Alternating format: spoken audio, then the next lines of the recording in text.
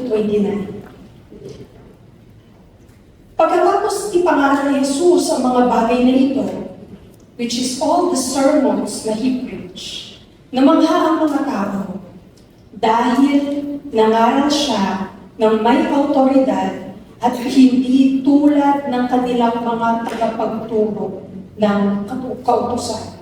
Pagpalain ng Diyos sa kanyang mga salita.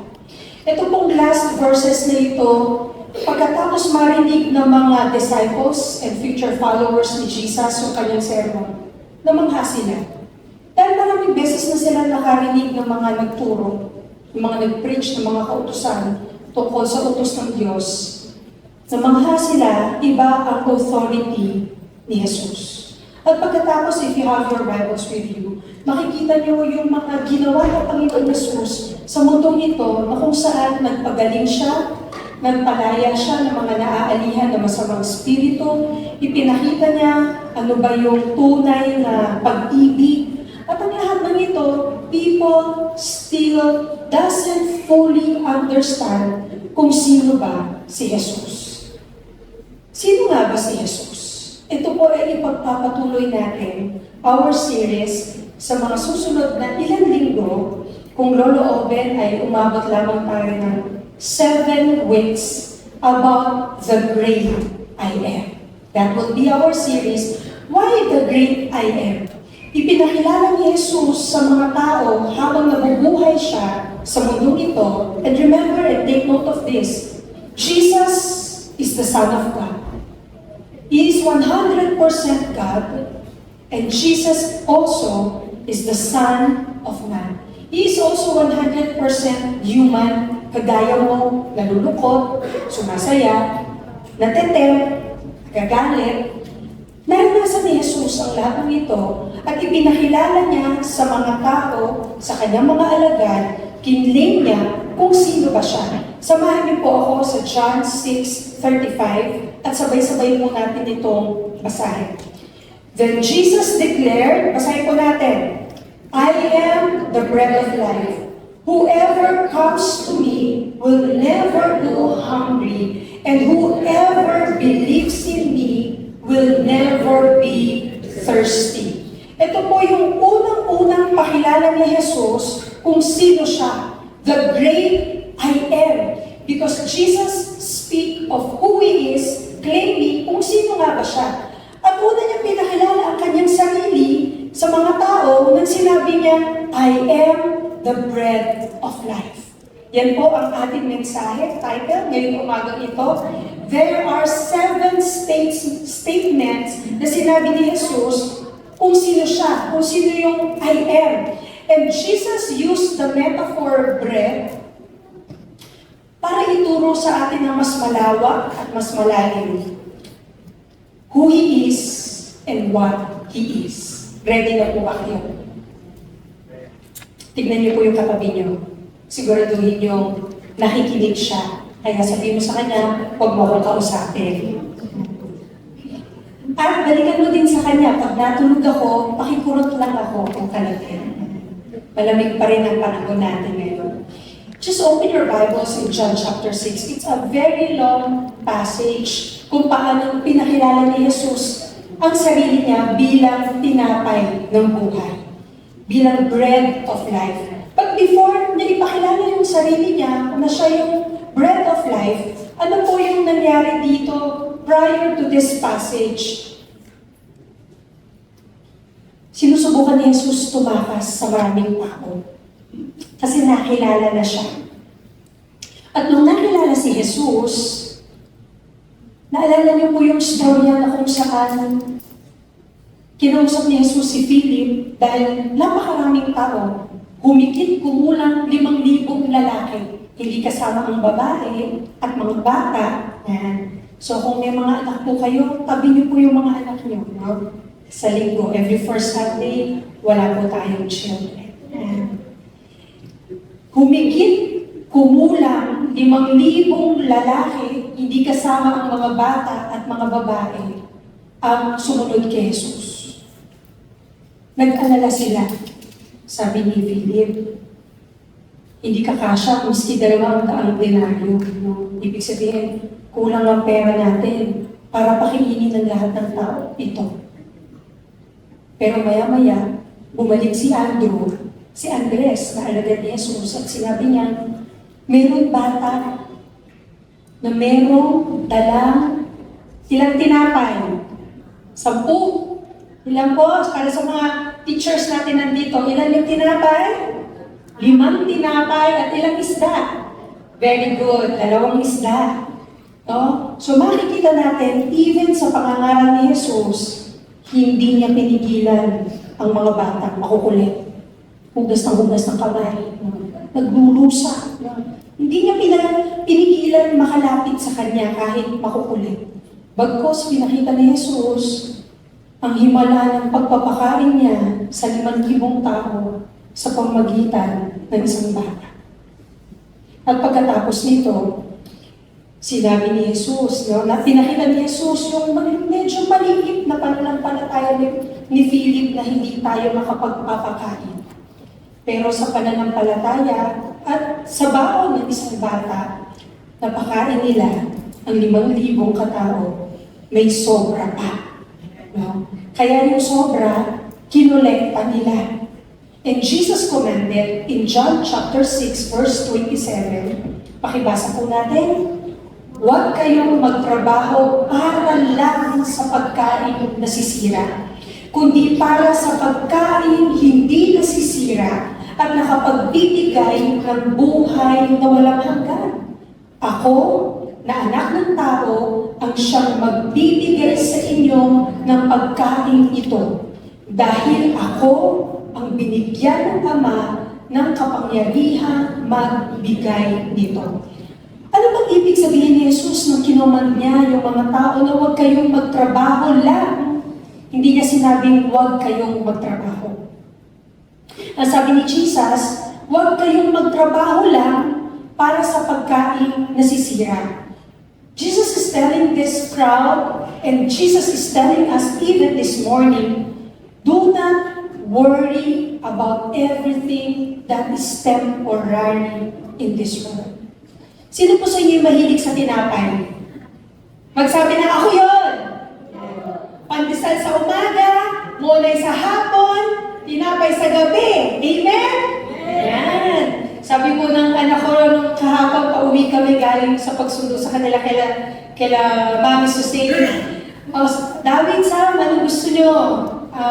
Pwede na kayong mag-gadget kasi 2 hours pwede sila mag-gadget pag weekend. Tinanong sila ng daddy niya, ano gusto nyo? Mag-gadget kayo o mag-board game tayong family? Sabi ni David, gusto ko Starbucks. Marunong na. Ano gusto niya sa Starbucks? Croissant. So siya lang, anak ko croissant. Pero tuwing dadaan kami sa Monson, kasi hindi na nagdadala si Mami Susay ng malunggay pandesal, consistent pa rin siya, Mami, may pandesal. Mahilig tayo sa tinapay. Kasi ito yung tinapay, kami po ni Gracie, kahit kumain na ng kanin, kakain pa kami ng pandesal na may peanut butter. Dessert namin yun. Hindi na po alata sa mukha namin. No? Kaya talagang masarap pong kumain ng tinapay because you feel full kapag kumain ka na ng tinapay. Pero bakit kaya ginamit ni Jesus itong tinapay? Bakit kaya pinakita niya yung kahalagahan na ipaalam sa atin at sa mga nakikinig sa kanya nung panahon na yun, na sabihin sa lahat ng mga Hudyo, I am the bread of life. Sinabi rin niya dito na huwag kayo masyadong magtrabaho sa mga bagay-bagay na temporary. Huwag masyado, na ito lang yung maging buhay nyo. Kundi sinabi ni Jesus, na pahalagahan din nyo what is really valuable and eternal, kundi yung spiritual na buhay. Many of us, hindi tayo aware, even today, na naririnig natin ang tungkol sa Diyos, pero yung buhay natin, binubuo pa rin natin sa everything that this world is offering. About the security, about the finances, about your career, about your business. You're too much focused dito, pero pinaalalahanan tayo ni Jesus na wag lang tayo para dito mabuhay. Kasi ang lahat naman ng ito ay lilipas. Everything in this world will pass away. Pero nung sinimulan create ng Lord ang mundo, nung kinreate niya ang universe, anong sabi ng Diyos? It is good. It is beautiful. Pero dahil sa pagbagsak ng tao, ni Adan at ni Eva, dahil sa kanilang kasalanan, pumasok ang kamatayan. Sin, destruction, and death. So God created this world talaga hindi para maging temporary, kundi pang walang hanggan. Kaya nga ang sabi, muling babalik si Jesus, and there will be new heaven and new earth, where there will be no more sin, no more pain, no more tears. Things are no longer temporary, but eternal. The good news today, while we are still living in this temporary world, meron invitation sa inyo si Jesus. Meron pong invitation sa inyo si Jesus. Pupunta po ba kayo? I-Indianin niyo ba siya? Tayo ba ay hindi meron po ilan na invited, no? Pero sa kainan lang pupunta. Mas pag nakakain na, uwi na. Tayo daw mga Pilipino ay ganyan. Late pa, kakain na, mamimitas ka ng kinain, tigas ng tinapay, pwede pang pukpuk sa ulong matigas, di ba? Pero ang Panginoong Jesus, He is really inviting us to come to know Him. To understand, ano ba talaga yung kailangan mo sa buhay. At sabihin mo sa katabi mo, kailangan mo ng tinapay. Sabi niyo ba sa likod niyo, kailangan mo ng tinapay. Tinapay ng buhay. You need the bread of life. And what does the bread of life means? Kaya nga po sinabi ng Panginoon, balikan po natin, review pa rin tayo. Di pa rin tayo titigil doon sa sermon ni Jesus. Nakita niyo po yung Matthew 6:19 to 20. If you have your Bibles, I don't know kung mailagay ko po dito o wala. Matthew 6:19 to 20. Ang sabi po ni Jesus, huwag kayong mag-ipon ng kayamanan para sa inyong sarili dito sa mundo. Dahil dito ay may mga insekto at kalawang nasisira sa inyong kayamanan. At may mga magnanakaw na kukuha nito. Sa halip, saan po tayo mag-iipon ng kayamanan? Kung saan walang insekto at kalawang naninira at walang nakakapasok na magnanakaw. Sapagkat kung nasaan ang inyong kayamanan, naroon din ang inyong puso. There is a place where things can last, that is heaven, that is eternal. Dito tayo mag-ipon ng kayamanan. Paano natin iipunin ang kayamanan natin sa langit? If you have the opportunity to store up things that will last, store up things that will last sa pamagitan ng pagbibigay ng lahat ng meron tayo, no? Ng lakas, ng kakayanan, ng ating pananalapi, na alam natin, first, we must provide for our family. And second, we must establish the kingdom of God here on earth. Unahin natin ang Diyos sa ano pa man at hindi niya tayo pagkukulangin. When God and Jesus is inviting these people, sabi po sa John 6:28, kaya tinanong ng mga tao si Jesus. Ano po yung tanong ng mga tao? Ano po dapat namin gawin upang makasunod kami upang masunod namin ang ipinapagawa ng Diyos? It's in your Bible also. Sinagot ni Jesus. Sumagot si Jesus, ito ang ipinapagawa ng Diyos sa inyo. Manampalataya kayo sa akin na isinugo niya. Sabi niya, believe in me. For the one who sent him is God. Believe in God. Ano po yung ibig sabihin ng manampalataya? Sa English, faith.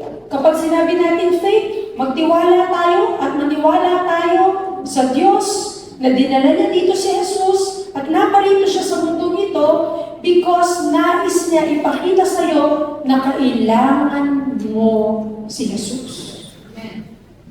Crowd, is asking for a sign. Bakit kami susunod sa'yo? Sino ka?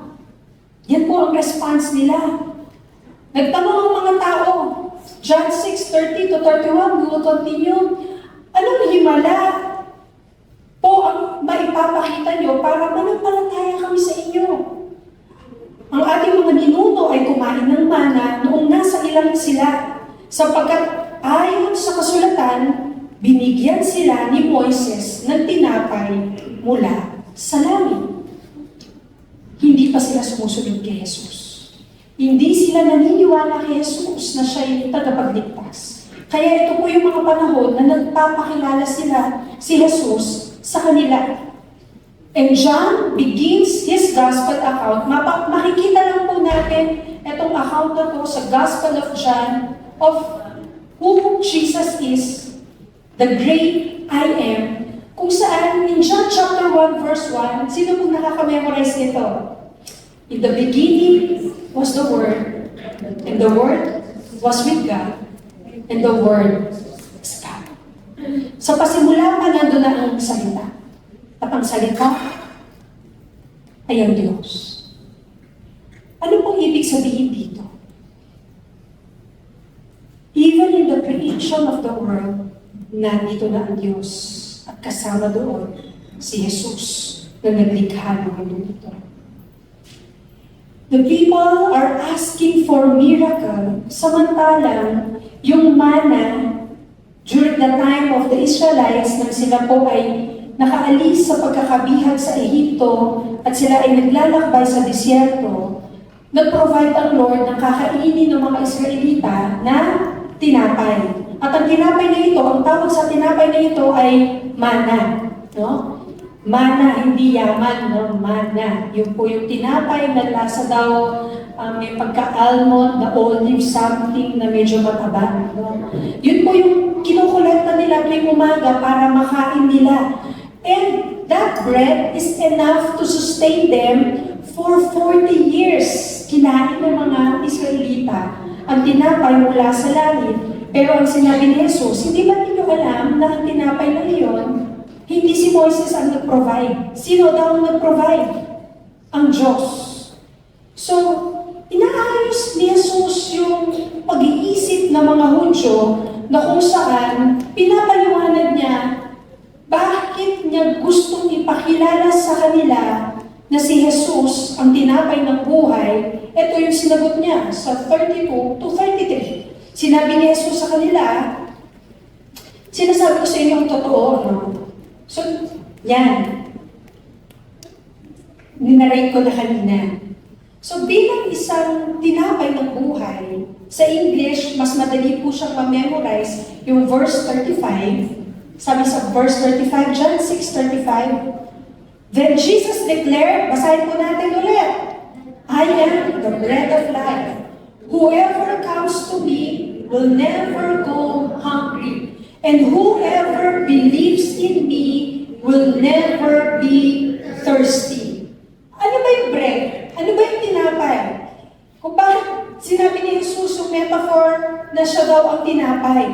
Bread is to teach a profound truth of who God is and who He is. Sa pasimula pa, sa Jewish culture, ang tinapay po ay napakahalaga.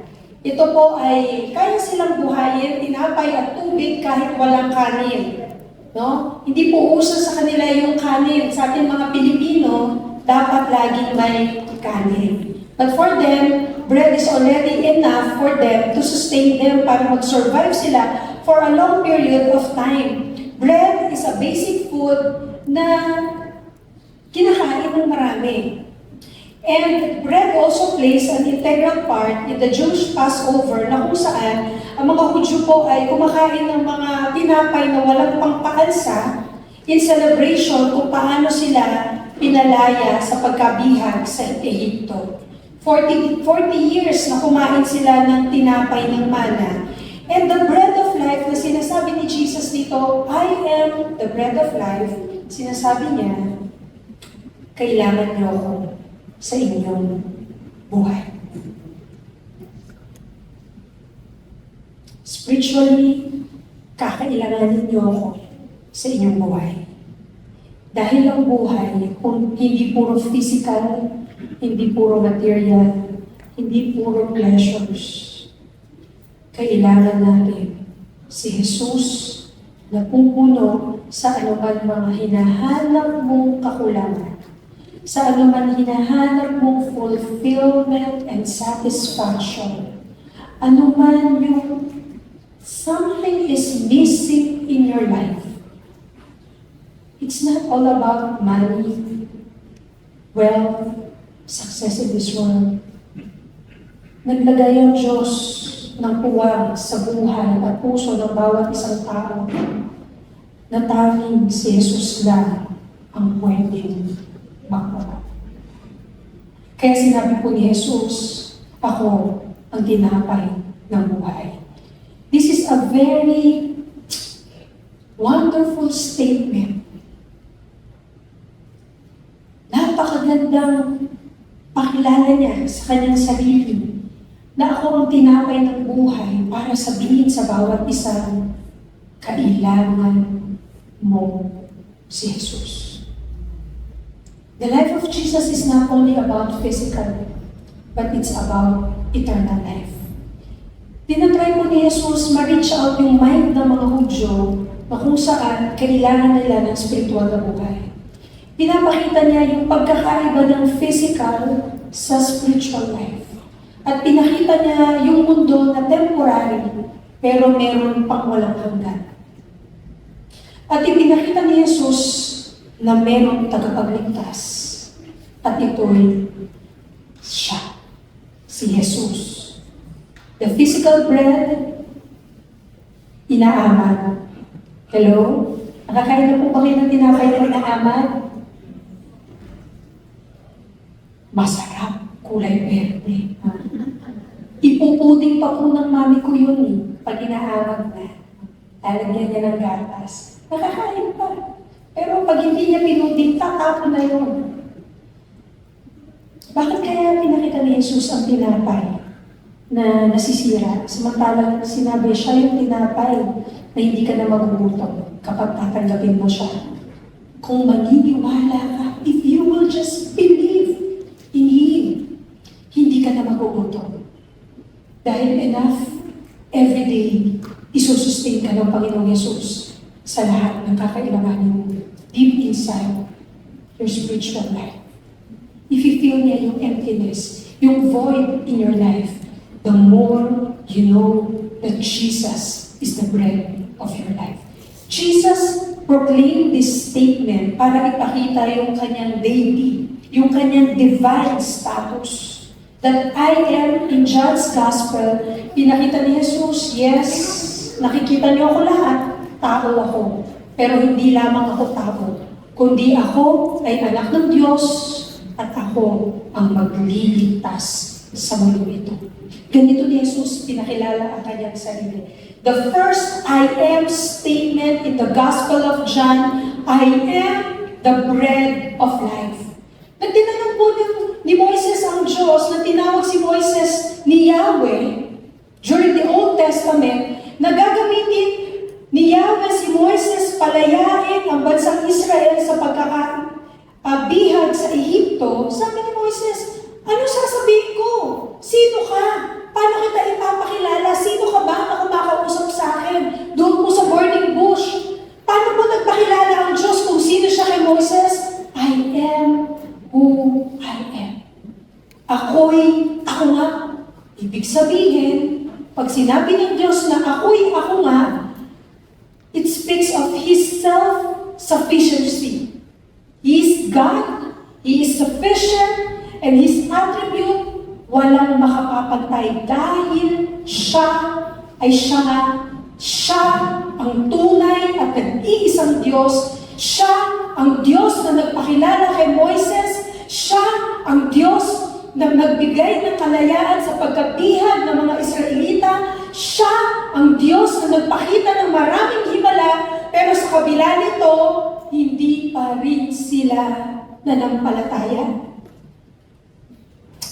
People in every generation, people in every season, kahit magpakita magpakita ng himala, magpakilala si Jesus sa kanyang salita, sa mga nararanasan natin, time to time, we still don't believe in Jesus.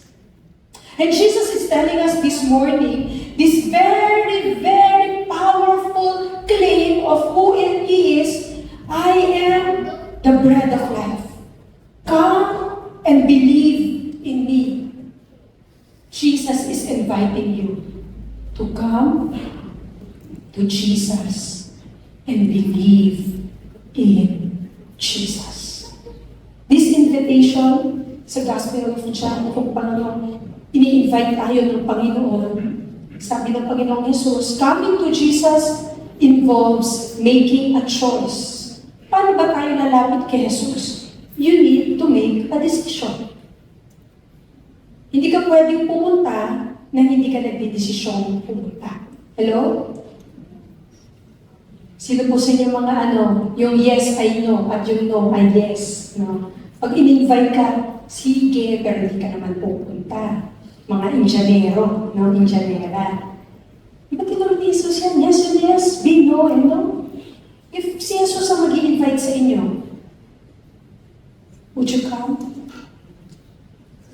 It takes a decision to follow Him. And to follow Jesus, kailangan siya lang yung ipa-follow mo. Hindi dalawa. Hindi yung layaw ng mundong ito, kundi dapat ang focus mo, I will follow Jesus. No turning back. Alam niyo po yung kanta niya? No turning back.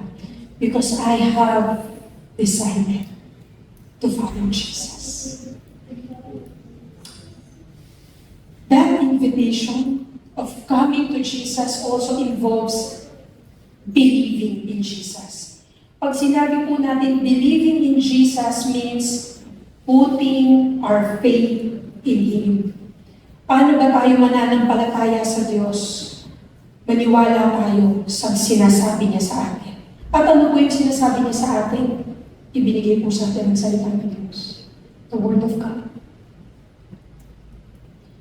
Paniwalaan natin ito. Do not doubt the Word of God. Because everything in this world will pass away. But the Word of God will remain. Believing in Jesus takes a lot of faith na minsan di mo maintindihan, pero dahil sinabi niya sa'yo, gagawin mo. Ano nung sense? Ba't kailangan kong gawin? Hindi mo pa makita yung sense, pero kung tusan ka ng Lord, sumunod ka lang sa akin. Iwanan mo na yung boyfriend mo. Bibigyan kita ng mapapangasawang para sa'yo, hindi yung boyfriend mo. Amen.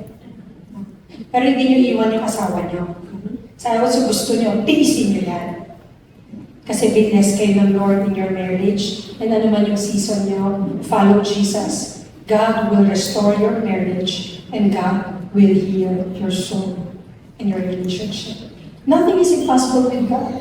When you believe, when you have faith in the Lord, ano man yung deepest needs ng ating mga puso, when we come in faith, God will meet all our deepest needs. Hindi siya magkukulang. So, this statement that Jesus is the bread of life, it is about the hunger and thirst. It's not about physical hunger, kundi it's about spiritual hunger. Alala niyo po yun sa Beatitudes, ang sabi po sa Matthew 5:6. Pakibasa po.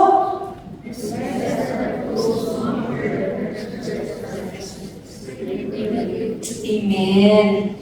So, ibig sabihin po dito, when you come to Him, hindi ka na magugutom. Kapag lumapit ka sa invitation ni Jesus, hindi ka na mauuhaw pa. Ano ba yung ibig sabihin nito? May pangako po ang Diyos sa bawat isa na lalapit at mananampalataya kay Jesus na hindi niya ikaw pagkukulangin sa inyong buhay spiritual. Magpapakilala ang Diyos na tunay na makikita mo sa buhay sa mundong ito, hindi puro pisikal, hindi puro material ang mahalaga. Pero pag nakilala mo at tinanggap mo yung tinapay ng buhay, na ito'y si Jesus, hindi ka na magugutom, hindi ka na mauuhaw. The more you come to know Jesus and believe in His Word and believe in the person of Jesus na siya ang pinadala dito ng Diyos Ama upang ikaw ay magkaroon ng buhay na may kabuluhan, buhay ng kaligtasan, at buhay na kung saan mapagtagumpayan ang lahat sa mundong ito. It is all about knowing that Jesus is the bread of your life. Kailangan mo si Jesus upang mapalaya ka sa anuman pinagdaraanan mo, ang depression, anxiety. Nothing is impossible with God. Iba ang tinuturo ng mundong ito, too much self-care, too much self-love. Pero tinuturo sa atin ng Panginoong Yesus, ibigin niyo ako. Kapag inibig niyo ako ng buong pagkatao niyo, makikita natin ang kalayaan at kagalingan na nagmumula sa Diyos. God is divine. Hindi natin kayang ilimit ang pagkilos at kagalingan na kayang ibigay ng Diyos sa iba-ibang pinagdaraanan ninyo. God is all-powerful and nothing can compare with the Greek gods, the Greek mythologies. It's just nothing. It's not real God. Kaya sabi ng Diyos, ako lang ang Diyos. I am who I am. And Jesus said, I am the bread of life. Kakainin niyo ba ako? Ibig sabihin, tatanggapin niyo ba ako? Would you allow your life to be Jesus is the bread of your life? Yung purpose, yung connection niyo sa Diyos nananatili. Hanggat nabubuhay kayo sa mundong ito, you will not stop believing in the Lord. Amen? Sometimes we are doubting our faith. Sometimes we are questioning God. Sometimes sinusubok natin ang Diyos. Pero hindi mo dapat subukin ng Diyos. Diyos yan. Ang dapat mahalin mo siya. Pag minahal mo siya ng tunay, makikita mo ang lahat ng sinasabi niya sa kanyang mga salita. Totoo. At napatunayan ito sa maraming tao sa kasaysayan. At tignan mo yung katabi mo, nakikita mo bang totoo ang Diyos sa kanya? Kahit may kapintasan, kahit may pangit na ugali, napatutunayan natin sino ang lumalakad at nagpapatuloy sa kanilang pananampalataya sa Diyos. Makikita natin ang pagkilos ng Diyos sa kanilang mga buhay. Kaya mga kapatid, ano man ang ipinangako ng Diyos, tandaan natin. The key for this sermon is to come to Jesus and believe. Sabihin niya natin, come, believe. You will leave this place. When Jesus says, I am the bread of life, He is inviting you to come and believe in Him. Recognizing yung need mo sa Diyos. When you come to Jesus, it means you are seeking Him sa buhay mo. Seeking His face means knowing Him more. Keep on seeking. Amen? Pagpatuloy po tayong maghanap sa Diyos. Pagpatuloy tayong manalangin.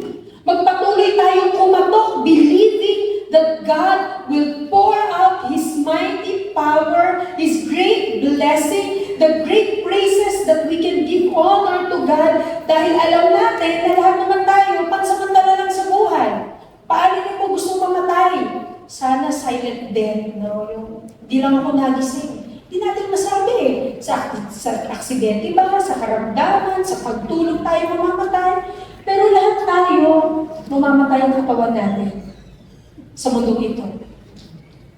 Kaya kahit anong kapal ng cosmetics mo at mahal ang binibili mong skincare, sa lupa pa rin ang bagsak.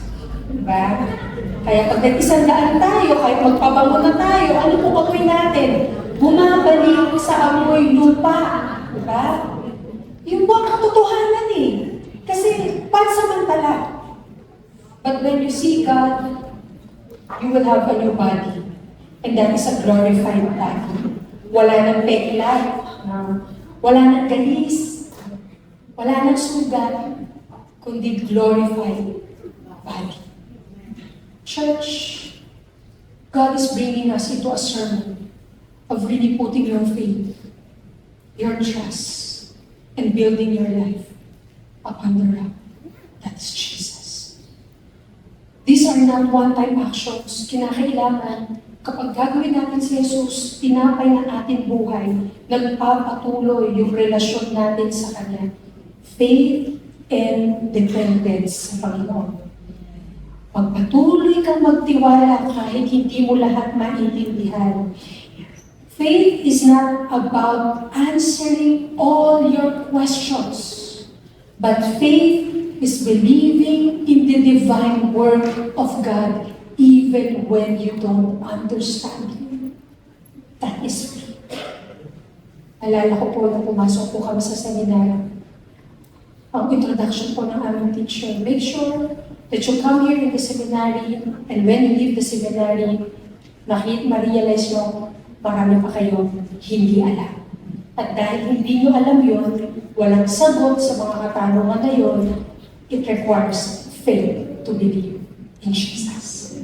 It's not about debating. It's not about the intellect. It's about knowing Jesus, His Word, believing, and taking a life of faith. Hallelujah. Right now, God is healing someone. Just receive that healing coming from God. I feel somebody from inside. God is healing you. Have faith, believe in Jesus, come to Him. He is healing you. Jesus. God is healing someone. Hindi ko po alam kung sino yun. God is healing someone. God is setting someone free. Hallelujah. Praise the Lord. God is healing someone. Thank you, Jesus. Sabi sa inyo, Panginoong Jesus, come and keep on believing in me. I am your healer. I am your provider. I am setting you free right now. Receive that healing. Receive that healing. In Jesus' name. In Jesus' name. When we are accepting Jesus sa buhay natin as the bread of life, tandaan po natin, hindi na po tayo nadadala ng lahat ng takbo sa mundong ito. We are no longer driven with all the desires in this world, kung ano man yung mga nagpapalungkot sa'yo because you cannot meet the standard of the society. When you come and believe in Jesus, hindi ka na apektado kahit wala ka nun. Hindi ka na apektado kahit wala kang bagong cellphone. Hindi ka na apektado kahit wala kang bagong gamit, kahit wala kang bagong girlfriend. Hindi ka na apektado. Why? Because when you come and believe in Jesus, you are fully satisfied with what Jesus is doing in your life. You don't need anybody. What you need is the bread of life that will sustain you and that will give every desires ng spirit mo that you will really need in your life. In this verse, tinawag po ni Jesus yung deeper meaning na talagang sumunod tayo kay Jesus. Believing is not only about faith. Faith, when it's real, there is action. You find. Hello? Amen? Hindi po tayo naliligtas ng mga mabubuti nating gawa. Hindi po kami naliligtas dito dahil lagi kami nandito sa harapan ninyo. Ito po ay dulo lamang ng naranasan namin sa Panginoong Jesus. Tayo po ay naligtas dahil kay Hesus Kristo. Si Jesus ang nagbigay ng kaligtasan sa atin. You know, sabi po sa Ecclesiastes 3:11, God created everything beautiful in His time. And He put in every hearts of the people the desire for the Spirit of God. You need Jesus. When you found Jesus, you will say, everything is beautiful in God's time. You know why? Lahat po tayo, we are doomed to destruction. Lahat tayo, we are doomed to death. We are all have sinned at lahat tayo ay nagkamali. At ang kabayaran ng ating kasalanan ay kamatayan. Pero ang mabuting balita, may nagbayad ng kasalanan natin. May nagbayad ng dapat parusa ibinigay sa atin. Ito ay si Jesus, ang tinapay ng buhay. Kaligtasan, at hindi lamang kaligtasan, purpose, meaning of life. It's all about Jesus. Hindi ko po sinabi sa inyo, huwag kayong magtrabaho. Hindi ko po sa inyo sinabi, huwag kayong mag-excel sa ginagawa ninyo. Pero tandaan nyo, ang lahat ng ginagawa ninyo yan, pansamantala. Mas pahalagahan ninyo ang spiritual na buhay nyo. Because meron tayong dakilang Diyos na nagbigay ng buhay, nagpahiram ng buhay, at ang buhay na pinahiram niya ay para sa Kanya magbigay ng kaluwalhatian. This morning, as we partake the symbol of the body of Jesus, that is the bread. As we partake the symbol of the blood of Jesus, that is the juice or the wine, ang tinatanggap natin ay walang iba kundi si Jesus na tinapay ng buhay. Balikan nga po natin yung John 6:35 at sabay-sabay po natin basahin. John 6:35. Ready, church? Let us read it all together. Then Jesus declared, I am the bread of life. Whoever comes to me will never go hungry, and whoever believes in me will never be thirsty. Would you come and believe in the Lord Jesus Christ?